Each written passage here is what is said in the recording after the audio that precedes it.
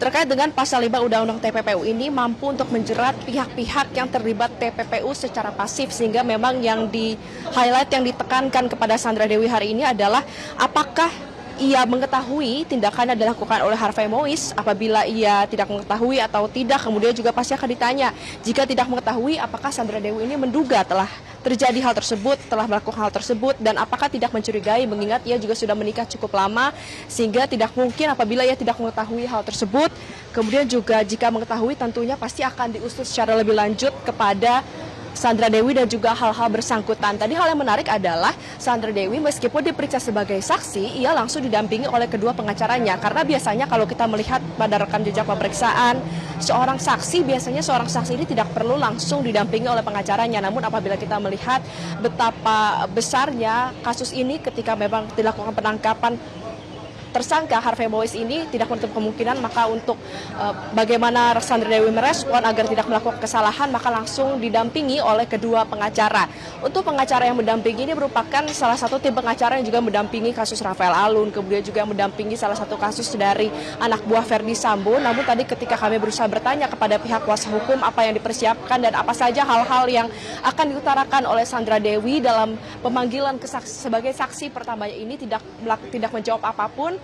Dan nanti rencananya sekitar pukul 12 waktu Indonesia Barat, Dirdik Jampitsus tadi akan langsung melakukan konferensi pers dengan catatan apabila memang pemeriksaan ini sudah selesai dilakukan. Namun ternyata kalau pemeriksaan ini memakan waktu yang lebih lama, yang lebih panjang, maka tidak menutup kemungkinan terkait dengan konferensi pers akan dilakukan di siang ataupun sore hari nanti. Dan terkait dengan kehadiran Sandra Dewi kali ini juga menyusul penggeledahan yang dilakukan di kediaman Sandra Dewi di Pakubuwono pada hari Senin lalu, di mana dari hasil penggeledahan pihak dari Kejaksaan Agung ini melakukan penyitaan terhadap sejumlah benda dan juga harta yang ditemukan di kediaman tersebut. Yang pertama adalah mobil Rolls Royce, tadi juga kami sempat melihatnya di gedung Kejaksaan Agung. Kemudian juga ada mobil Mini Cooper yang merupakan hadiah ulang tahun ke-40 Sandra Dewi yang diberikan oleh suaminya yang kini menjadi tersangka Harvey Mois. Kemudian juga ditemukan uang sebesar 76 miliar rupiah secara tunai, lalu juga ada logam mulia 1000 kg dan juga ada valuta asing yang jumlahnya ini cukup fantastis, sehingga memang langsung dilakukan pemanggilan sebagai saksi pemeriksaan pertama Sandra Dewi hari ini.